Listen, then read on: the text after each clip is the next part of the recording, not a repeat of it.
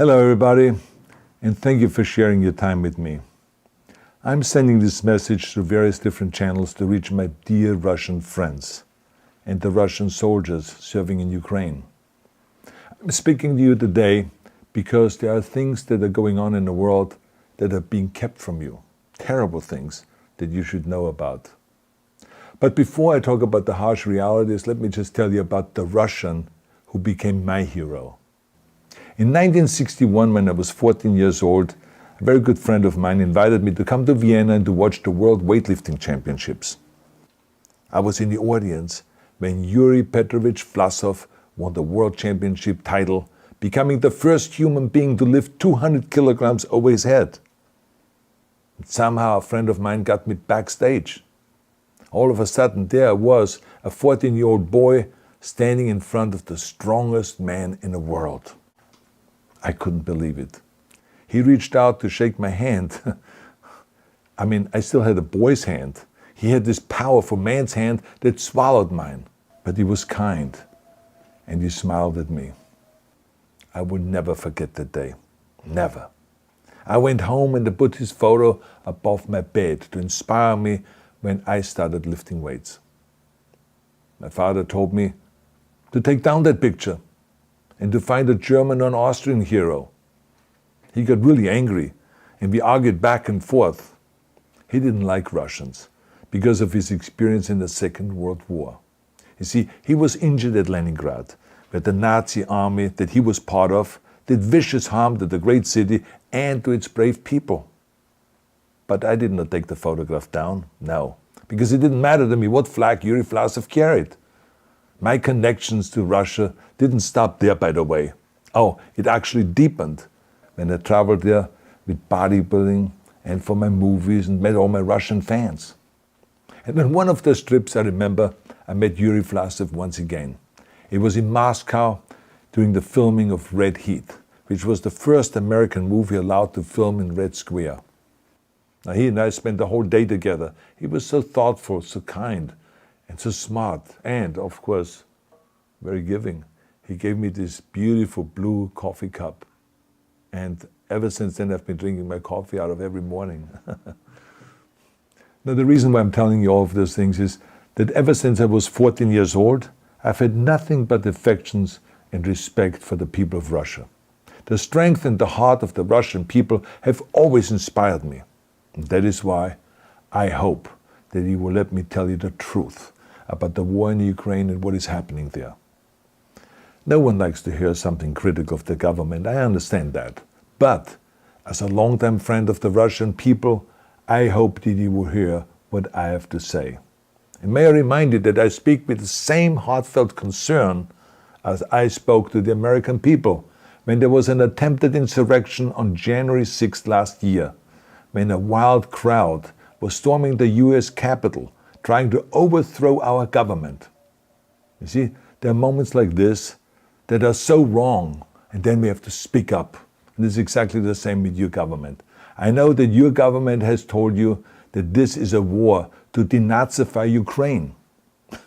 Denazify Ukraine? This is not true. Ukraine is a country with a Jewish president, I might add, whose father's 3 brothers were all murdered by the Nazis. You see, Ukraine did not start this war. Neither did nationalists or Nazis. Those in power in the Kremlin started this war. This is not the Russian people's war. No. As a matter of fact, let me tell you, what you should know is that 141 nations at the UN voted that Russia was the aggressor and called for it to remove its troops immediately. Only 4 countries in the entire world voted with Russia. That is a fact. See, the world has turned against Russia because of its actions in Ukraine. Whole city blocks have been flattened by Russian artillery and bombs, including a children's hospital and a maternity hospital. 3 million Ukrainian refugees, mainly women, children, and elderly, fled their country, and many more are trying to seek to get out. It is a humanitarian crisis. Because of its brutality, Russia is now isolated from the society of nations. You're also not being told the truth about the consequences of this war on Russia itself. I regret to tell you that thousands of Russian soldiers that have been killed. They have been caught between Ukrainians fighting for their homeland and the Russian leadership fighting for conquest. Massive amounts of Russian equipment have been destroyed or abandoned. The destruction that Russian bombs are raining down upon innocent civilians has so outraged the world that the strongest global economic sanctions ever taken have been imposed on your country. Those who don't deserve it on both sides of the war will suffer. The Russian government has lied not only to the citizens, but to its soldiers. Some of the soldiers were told they were going to fight Nazis. Some were told that the Ukrainian people would greet them like heroes, and some were told that they were simply going on exercise. They didn't even know that they were going into war. And some were told that they were there to protect ethnic Russians in Ukraine. None of this is true. The fact is that Russian soldiers have faced fierce resistance from the Ukrainians who want to protect their families and their country. When I see babies being pulled out of ruins, I think that I'm watching a documentary about the horrors of the Second World War, not the news of the day. Now let me tell you, when my father arrived in Leningrad, he was all pumped up on the lies of his government. And when he left Leningrad, he was broken, physically and mentally. He lived the rest of his life in pain. Pain from a broken back, pain from the shrapnel that always reminded him of these terrible years, and pain from the guilt that he felt. To the Russian soldiers listening to this broadcast, you already know much of the truth that I've been speaking. You have seen it with your own eyes. I don't want you to be broken like my father. This is not the war to defend Russia that your grandfathers or your great-grandfathers fought. This is an illegal war. Your lives, your limbs, your futures are being sacrificed for a senseless war condemned by the entire world. Now, to those in power in the Kremlin, let me just ask you, why would you sacrifice those young men for your own ambitions?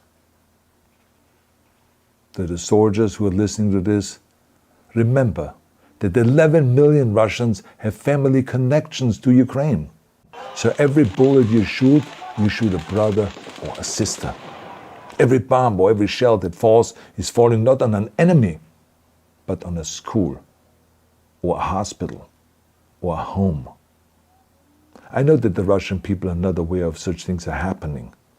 So I urge the Russian people and the Russian soldiers in Ukraine to understand the propaganda and the disinformation that you are being told. I ask you to help me spread the truth.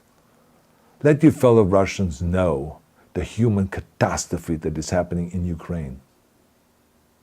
And to President Putin I say, you started this war. You are leading this war.